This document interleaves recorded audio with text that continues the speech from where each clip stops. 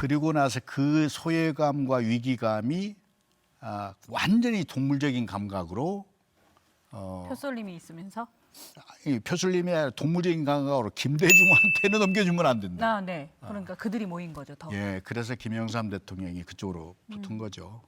그러고 나서 이제 그리고 어쨌든 대통령이 된 다음에 이제 몇 가지 우리가 뭐 김대중 대통령은 그 부분까지는 뭐 나가지 못했을 가능성이 있는데 하나의 정산이라든지 네. 뭐 금융실명제라든지 이런 걸 했고 또 광주 문제에 대해서는 어쨌든 기본적으로 이분이 또 민주화의 또 어떤 투사 역할을 했던 네. 분이잖아요. 역사 바로 세우기라는 그런 걸 단어가 했던 있었죠. 분이니까 예. 그 근저에 그런 마음이 있었는지는 모르지만 그래서 광주 문제를 좀 해결하는 쪽으로 이제 가게 됐고.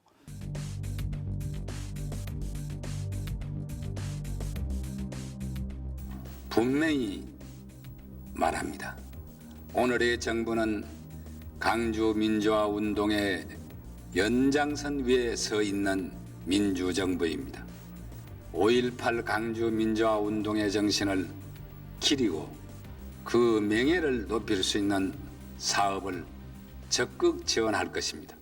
당시에 5.18 특별법 제정, 네. 예, 그리고 역사 바로 세우기, 그리고 5월 묘역을 성역화했죠. 그러면서 구묘역 이장하면서 드러나는 진실들이 있었고, 그때 생각나는 일들이 있으십니까? 뭐 그때는 여전히 그 이제 제일 큰 이슈가 성공한 쿠데타는 처벌할 수 없다라는, 그래서 전두환 노태우의 범죄가 드러났음에도 불구하고 검찰에서 기소를 안 해버렸습니다.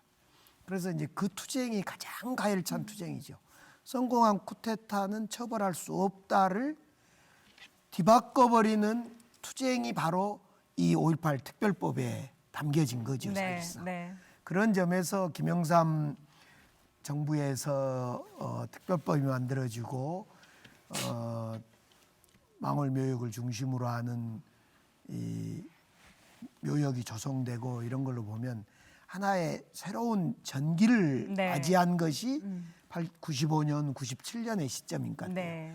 그때는 그동안 하도 이제 5.18에 대해서 터부시하고 누가 말도 못하게. 말도 못하게 하고 있다가 이 진실을 국회 청문회에서 88년에 청문회가 되고 이것이 입법까지 되면서 야, 그때는 세상이 완전히 달라진 겁니다. 네. 그때만 하더라도 5.18에 대해서 5.18 투쟁을 하는 사람들은 일부라고 생각했는데 모두가 5.18이 그렇구나 이렇게 인정해주고 그래서 뿌듯한 마음이 지금도 저는 네. 대단하다는 생각이 들어요. 저도 그때 그 순간에 추억이 예. 있습니다. 대학생 2학년 때였던 것 같은데 제 기억이 맞다면 이 특별법이 크리스마스 이브에 통과됐다는 소식이 들렸어요.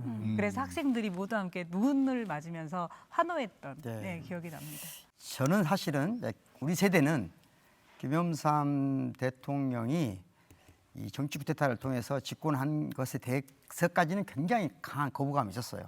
그런데 당선되고 나서 한 행위가 상당 부분 많은 지지를 받았거든요. 예. 예를 들자면 뭐 우리가 금융실명제라든가 그때 하나의 척결이라든가 이런 것들에 대해서 우리가 인정하지 않을 수 없는 성과를 분명히 거두었다고 봐요. 그리고 당시에 이게 건들까? 이걸 뭘 할까 했는데 5.18 네. 문제를 가지고 나왔어요. 그래서 보상이라든가 이런 거 나왔을 때 처음에 광주 지역 시민사회에 흔한 말대로 그동안 주도를 해왔던 분들이 받았습니다.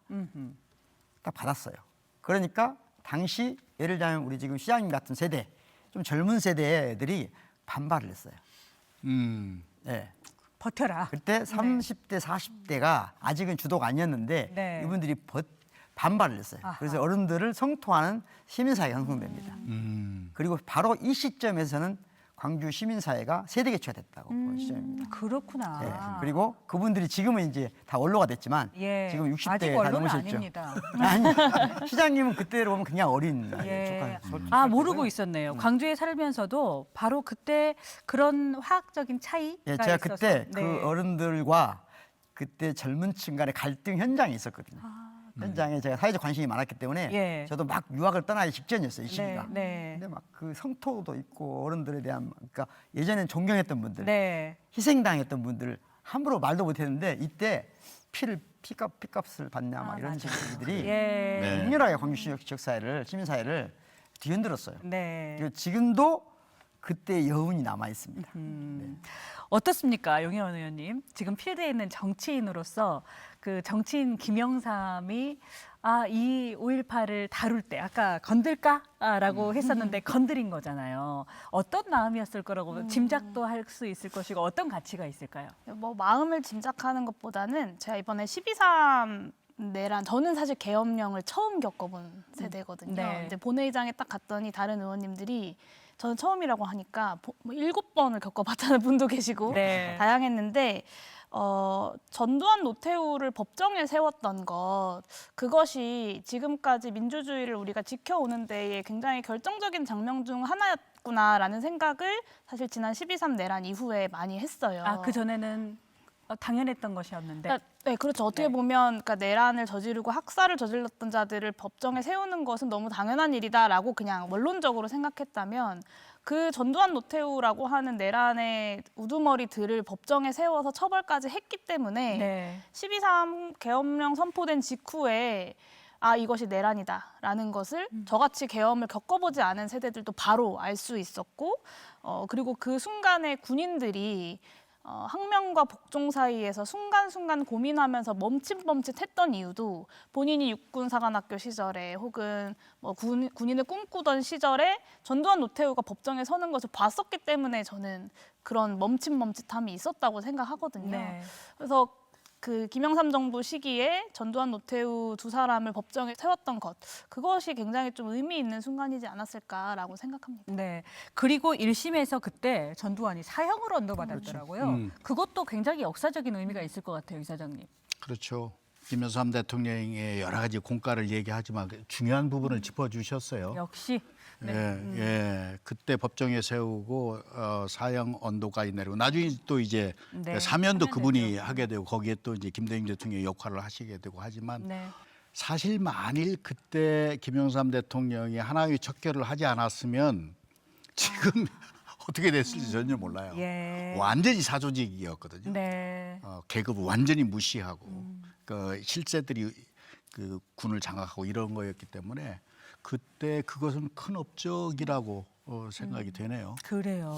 아무튼 이 김영삼 정부 시절에 기념일도 지정을 하고 네. 묘역도 국립묘역도 조성하고 특별법도 만들고 이런 어떤 획기적인 상황인 것이 분명합니다. 네. 5.18 역사로 보면 획기적인 상황이 분명했는데 그걸 관통하고 있던 것이 아까도 말씀드렸듯이 성공하는 쿠데타는 처벌할 수 없다라는 그때나 지금이나 이 검찰들의 그 정치 검찰들의 행동은 똑같았어요. 네. 그러다가 우리 투쟁에 이제 전 국민들의 요구에 의해서 그럴 수 없다 해서 가열찬 어떤 요구, 투쟁, 국민들의 어떤 그 규탄 이런 것 때문에 이제 결국은 법정에 세우지 않겠습니까? 그렇습니다. 그때 기분 어떠셨어요? 그때는 소위 입은 뭐 모습.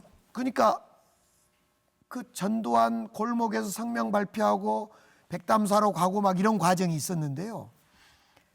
전혀 현실감이 없었던 거예요. 대통령을 두 사람을 법정에 세워서 수입해서 사형을 언도하고 이게 과연 우리가 그동안에 그렇게 요구하고 투쟁하고 전두환을 체포해서 감옥에 보내야 된다. 또 뭐 많은 책임자를 처벌해야 된다라고 주장을 많이 했지만은 진짜 현실이 되니까 네. 이거 진짜인가? 믿을 수 있나? 네. 그때는 그랬어요, 정말. 부호가 현실이라는 순간을 그렇죠. 맞이하셨네요. 엄청난 역사적 변곡점이 분명했습니다. 그때. 네. 잠깐 여기서 네. 이 모든 성과가 가능하기 위한 조건이 뭐였나를 한 가지 말씀드리고 싶은데요. 뭐였을까요? 이 모든 것이 이 전두환, 노태우는 저는 살인마라고 보거든요. 예. 이 살인마를 법정에 세울 때까지 가능했던 원천 중의 원천은 뭐냐? 1980년 5월 18일부터 27일까지 네. 광주 시민들이 광주 안에서 어떤 약탈과 폭력도 없었다는 게 중요한 거예요. 네. 그렇기 때문에 광주에서만이 아니라 대한민국의 모든 민주주의를 사랑하는 모든 국민이 이 광주가 대한민국 민주주의의 상징이 됐기 때문에 지켜야 될 만한 소중한 역사였기 때문에 그들을 법정에 세울 수 있는 힘이 생겼다는 거거든요. 만약에 그날 80년 5월 광주 시민들 내에서 뭔가 안 좋은 일이 하나라도 있었다면 부당한 일이 하나도 있었다면 이렇게 가지 못합니다. 동력이 생기질 않아요. 네. 철저하게 그날로부터 시작된 것이다. 네. 이 말씀도 꼭 드리고 싶어요. 근데 그래요. 그 전통은 네. 그대로 그렇죠. 촛불 혁명, 그 다음에 빛의 혁명까지 그대로 이어진 것 같아요. 그렇습니다. 그 민주화 운동 항쟁의 한 모형이 네. 그 비폭력, 네. 그다음에 도덕성. 깨끗한, 네. 깨끗한 마무리. 네. 이런 부분은 어마어마한 요즘에 K 민주주의를 얘기하는데 네. 이것은 K 컬처를 넘어서서 뭐 세계적인 세계를 선도하는 어떤 이즘이 되지 않을까 이렇게 생각을 해요. 그래요. 네. 그리고 1997년에 광주 민주화 운동이 국가 기념일로 지정이 되고 정부 주관의 기념식이 열려요. 혹시 그때를 기억하십니까? 그때 이제 중앙일보 기자로 이제 청와대를 출입할 때니까 네. 청와대 출입 기자들은 이제 풀제로 해요. 우르르 다 가는 게 아니고 몇 사람이 대표로 가서 현장인을 보지는 않았지만 어쨌든 김영삼 대통령이 한 것 중에 이분의 강단이 있는 부분이 있어요. 네. 결기가 있는 분이야. 한다면 하시죠. 한다면 해요. 예. 그리고 그것도 아주 기술적으로 잘해요. 하나의 척결 같은 것도 쥐도새도 모르게 했거든요. 네, 그런 부분에서는 그렇게 했고 기자실 분위기도 대단하다. 네. 뭐 이런 느낌을 줬던 거죠. 그래요. 우리들의 마음은 그랬던 것 같아요. 97년 이제 국가 기념일이 지정되고 기념식도 열리고 그러지만은 여전히 5.18에 대한 진상 규명도 잘 안 된 것 같고 네.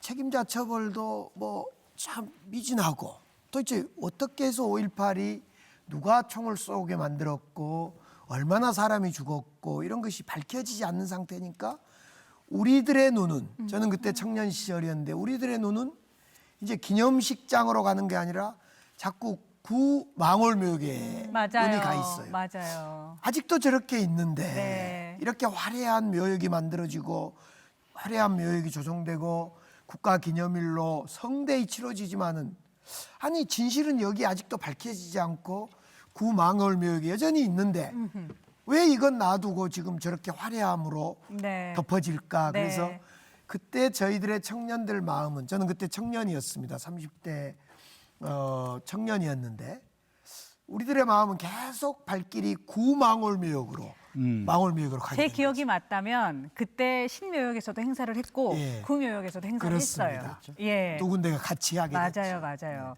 그런데 이제 교수님께 여쭙고 싶어요. 이 국립 5.18 민주묘지가 되는 거잖아요. 그리고 5.18 민주화 운동이 국가 기념일이 되는 거잖아요. 이것이 어떤 의미가 있는지가 궁금합니다. 일단 그 철학적으로 말씀드리면 모든 공동체, 그러니까 우리가 이익 관계에 따라서 만나는 사회가 아니라 운명 공동체, 운명 공동체라고 하는 것을 가장 중요한 게 가족과 국가거든요. 가족과 국가는 운명 공동체. 이 두 가지 공동체는 운명 공동체는 가장 중요하게 생각하는 의식이 뭐냐면 죽은 자들에 대한 관리 시스템이에요. 죽음에 대한 관리 체계가 명확해야 돼요. 네. 그렇지 않으면 공동체는 무너집니다. 그러니까 가족도 죽음을 공동 관리하는 체계가 흩어지는 순간 가족도 해체되는 겁니다. 그럼 국가도 그래서 중요하거든요. 그러니까 이 나라의 기초로 광주 민중항쟁으로부터 희생된 사람들을 이 나라의 기초로 삼은 거예요. 네. 그러니까 아주 중요하죠. 우리가 이익 관계에 따라서 만나는 사회가 아니라 운명 공동체, 운명 공동체라고 하는 것을 가장 중요한 게 가족과 국가거든요. 가족과 국가는 운명 공동체. 이 두 가지 공동체는 운명 공동체는 가장 중요하게 생각하는 의식이 뭐냐면 죽은 자들에 대한 관리 시스템이에요. 산 자는 2차적인 문제입니다. 죽음에 대한 관리 체계가 명확해야 돼요. 네. 그렇지 않으면 공동체는 무너집니다. 그러니까 가족도 죽음을 공동 관리하는 체계가 흩어지는 순간 가족도 해체되는 겁니다. 그럼 국가도 그래서 중요하거든요. 그러니까 이 나라의 기초로 광주 민중항쟁으로부터 희생된 사람들을 이 나라의 기초로 삼은 거예요. 네. 그러니까 아주 중요하죠. 국가가 하나의 운명 공동체라는 것을 확인할 수 있는 게 딱 두 가지밖에 없어요. 하나는 헌법입니다. 네. 헌법은 우리가 하나의 운명 공동체라는 것을 확인할 수 있는 정신적 기초입니다. 정신적 기초. 그런데 이게 물질적으로 확인돼야 돼요. 물질적으로 확인하는 것이 바로 국립묘지입니다. 네. 신체적으로 확인할 수 있는 거예요. 물질적으로 확인할 수 있는 것. 네. 헌법과 국립묘지입니다. 그러니까 국립묘지에 먼저 우리가 들어간 거예요. 5.18이 국립묘지가 됐다는 것은 어마어마한 일입니다. 단 그때 광주 시민들한테 뭐 정신과 합치가 안 되니까 우리한테 불안한 거예요. 그래서 우리의 정신이 오히려 빼앗기는 거 아닐까? 정신은 오히려 구묘육이 아직 남아있는 게 아닐까라고 하는 마음이 네. 아직까지 우리한테 남아있어요. 아하. 아직까지 광주 시민들한테는. 네. 광주 시민들은 광주 민주화운동이나 민주항쟁이나 희생자들에 대해서 조금 깊이 있는 의식을 가진 분들은 신묘에 국립묘지에 갔다 그냥 오는 게 너무 좀 죄송스럽죠. 불안해요. 죄송스럽고. 왜? 아직 우리 그분들의 정신이 온전하게 인정받지 못한 거예요. 네. 그 헌법이 돼야 되죠.